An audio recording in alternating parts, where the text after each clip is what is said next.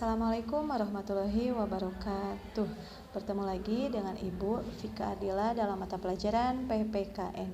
Video ini dikhususkan untuk para siswa yang belum sempat mengikuti pembelajaran Ibu di kelas dikarenakan izin karena latihan paskibra atau karena sakit, atau misalnya izin ada keperluan yang lain, atau bahkan bagi siswa yang ingin mendalami materi.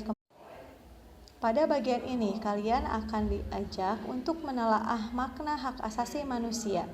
Tujuan ini agar kalian dapat mendefinisikan dan memaknai setiap hak yang dimiliki. Perhatikan gambar berikut ini. Dapatkah kalian menyimpulkan apa arti gambar di bawah ini? Dengan tema yang kita bahas pada pertemuan ini, yaitu tentang harmonisasi hak dan kewajiban asasi manusia dalam perspektif Pancasila. Nah, gambar ini menunjukkan kegiatan siswa sedang menuntut ilmu. Nah, menuntut ilmu ini adalah salah satu hak pelajar atau hak asasi manusia. Ada 3 hal yang selalu melekat dalam diri manusia, yaitu hidup, kebebasan, dan kebahagiaan. Ketiga hal tersebut merupakan sesuatu yang sangat mendasar yang harus dimiliki oleh manusia. Tanpa ketiga hal tersebut, maka manusia akan kehilangan arah atau hidup tanpa arah, bahkan tidak akan menjadi seutuhnya.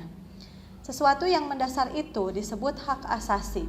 Jadi, secara sederhana, hak asasi manusia itu adalah hak dasar manusia menurut kodratnya.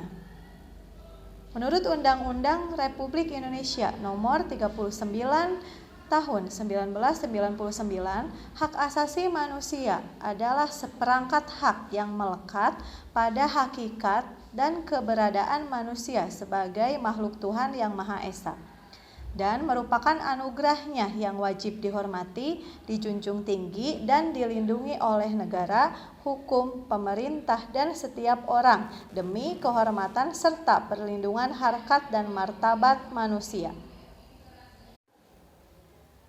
Dibandingkan dengan hak-hak yang lain, hak asasi manusia memiliki ciri yang pertama hakiki. Artinya, hak asasi manusia adalah hak asasi semua umat manusia yang sudah ada sejak lahir. Yang kedua, universal. Artinya, hak asasi manusia berlaku untuk semua orang tanpa memandang status, suku bangsa, gender, agama, ras, dan perbedaan yang lainnya. Yang ketiga, tidak dapat dicabut. Artinya, hak asasi manusia tidak dapat dicabut atau diserahkan kepada pihak lain.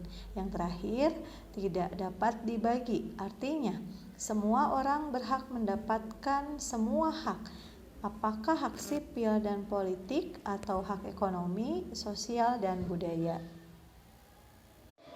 Selanjutnya, nomor 2, makna kewajiban asasi manusia. Coba kalian amati gambar di bawah ini.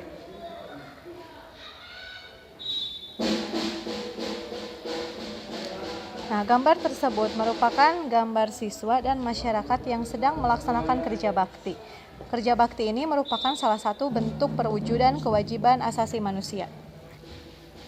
Nah, kewajiban secara sederhana dapat diartikan sebagai segala sesuatu yang harus dilaksanakan dengan penuh tanggung jawab. Dengan demikian, kewajiban asasi dapat diartikan sebagai kewajiban dasar setiap manusia. Ketentuan pasal 1 ayat 2 Undang-Undang Republik Indonesia Nomor 39 Tahun 1999 tentang hak asasi manusia menyatakan, kewajiban dasar manusia adalah seperangkat kewajiban yang apabila tidak dilaksanakan, tidak mungkin terlaksananya dan tegaknya hak asasi manusia.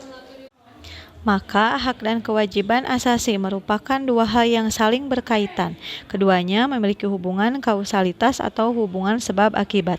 Seseorang mendapatkan haknya dikarenakan dipenuhinya kewajiban yang dimiliki. Misalnya, seorang pekerja mendapatkan upah setelah dia melaksanakan pekerjaan yang menjadi kewajibannya. Selain itu, hak yang didapatkan seseorang sebagai akibat dari kewajiban yang dipenuhi oleh orang lain.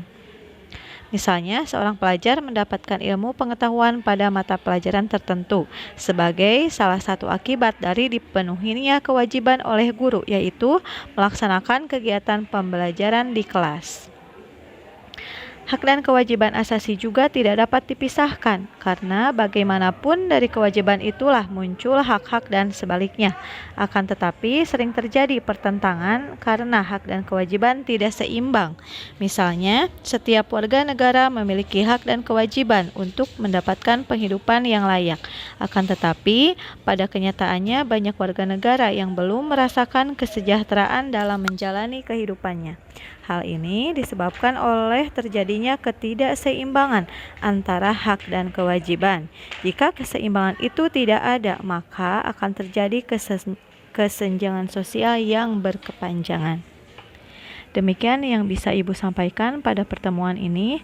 Wassalamualaikum warahmatullahi wabarakatuh.